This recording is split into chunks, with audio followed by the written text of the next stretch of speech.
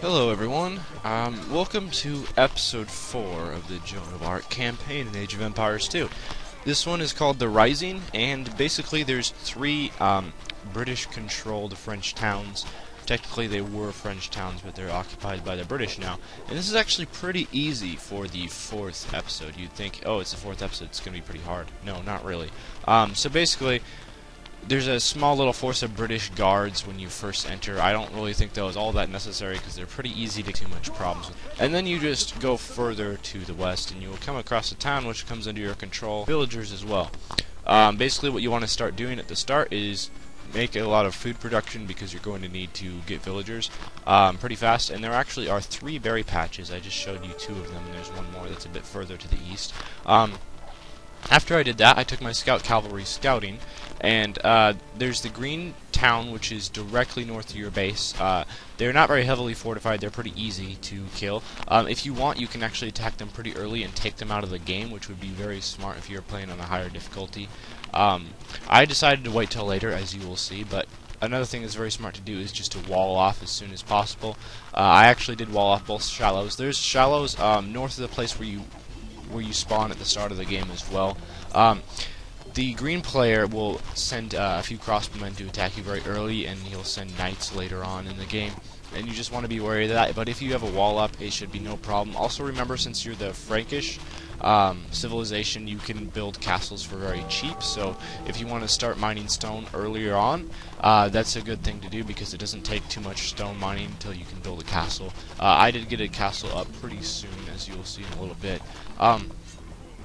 But the shallows are kind of difficult to wall if you want to use stone because it does cost a fair amount of stone and it is a large amount of ground to cover since the shallows are so wide. But oh well, that's just something you have to deal with. You can also set up palisades, which are a bit faster to build and a bit cheaper as well if you wish. However, I just chose to do it the Stonewall way because I wanted to keep them out of my base until I was ready to go on the offensive. So that's what I did. It's also really important to get your blacksmith up as soon as possible because you want all those upgrades, even with fully upgraded cavalry, which was my strategy here, because you can advance to the Imperial Age in this scenario. You were not able to the last installment, but you can in this one. So my strategy was just to go all-out paladins and capped rams because the Franks don't get the siege ram upgrade, which kind of sucks because siege rams are awesome. But unfortunately the Franks are not able to get them. And here I'm walling the shallows on the other side of the river. These shallows are not as wide and a bit easier to wall, and you can also just put some crossbowmen on the other side of those shallows and they'll keep them from whittling down your wall over time because they will send some knights and pikemen to attack your wall. And although knights and pikemen don't do an awful lot of damage to the wall, they can destroy if you leave them unattended for long enough. So yeah, that's why I put a few crossbowmen over there. The yellow player, for whatever reason, does not raid at all. The orange and green sent a fair amount of troops, although not really in large numbers, and I never saw any siege weapons out of them. So that was thankful. Although by far the yellow player is the most difficult to defeat because they will go all out Imperial Age units, fortified walls, keeps, and just a whole bunch of stuff to destroy, as you'll see pretty soon, because the yellow player was pretty tough. The other 2 players, I just kind of steamrolled them. So I'm going to be advancing the Imperial Age pretty soon. I guess I am. The town center didn't update to the Imperial Age graphics, so that's kind of odd. Anyway, I'm researching Paladin. I also researched all the blacksmith upgrades like Blast Furnace and Plate Barding Armor, all the cavalry upgrades. I didn't actually decide to make any infantry. I was kind of toying with the idea of making some throwing axemen because they are pretty good against cavalry, and I saw a lot of knights out of the green and orange players, but I chose not to. Also, it's good to occupy your rams with your starting forces. I ended up just deleting those men-at-arms because it's the Imperial Age and they're men-at-arms and they're very useless.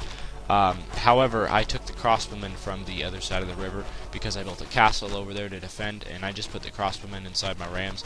It's important to always garrison your rams with at least 1 unit because it'll just make them a bit faster, and that's really nice because rams are extremely slow and I am not a patient man, so sometimes I get a bit annoyed waiting for them. Anyway, here is me attacking, and for whatever reason, the green player had a transport, and they could have unloaded because they're on the shallows, but they didn't, and they just sacrificed a whole lot of troops.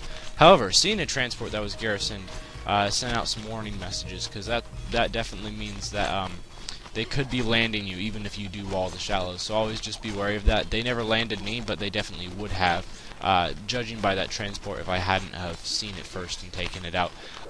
So I did take quite a bit of time to launch my attack, but basically my strategy is when I launch my attack, I want to do it right, because there's not an awful lot of gold on this map. You really want to be able to take everyone out in one force. By the end of the game, I was completely out of gold. I had mined out the pile in my base, as well as there's a few gold piles next to a green tower that's kind of near the southern mid part of the map. If you destroy the green tower, which you can just do with your starting knights, you can get an extra few gold piles as well. But I just mined out absolutely everything at the end of the game. It is true that all the upgrades do cost a fair amount of gold, but if you think about it, if you're using non-upgraded units, they're going to get cut down pretty quickly and you'll have to build a lot more. Anyway, the green was extremely easy to defeat, and I thought, hey, I'm just going to go and attack yellow. It can't be that hard of a problem, huh? Because I just absolutely raped green. But unfortunately, no, that was not the case at all. I went in there with like 40 paladins and 5 capped rams, and I left with no paladins and 2 capped rams. So I did destroy the yellow town center with this initial force, although it was very, very close. They did have quite a few onagers, they had quite a few cavaliers, and as you can see, they have keeps. They also had a castle in there as well. Here's a bit of lag, I'm sorry for that. And anyway, yeah, the yellow was just kind of a difficult player to defeat. So I basically just had my capped rams charge in, and my knights kill everything else. And my knights got cut down by the longbowmen and castle fire, but luckily for me, by this time, the only units that yellow had left were longbowmen. Because I had killed all of his cavaliers and onagers, and so he was not able to destroy my rams. And once you destroy their town center, they're defeated. You don't have to worry about them ever again, which is really nice, because I have a feeling the scenario might have lasted a little bit longer if I wasn't able to defeat yellow so early, or in that one go. If I had to come back and attack yellow again, that would have been a real nuisance. So anyway, I created a few more paladins.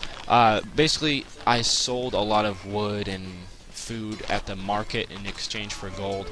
It was kind of a highway robbery because they didn't give me very good prices for the wood and food, but oh well, I needed the gold really bad. So yeah, the orange player went down pretty fast, just have to destroy his town center, and that's the scenario. So thanks for watching. Subscribe if you like these kind of videos, because I'll definitely be making more, and that's all. Farewell.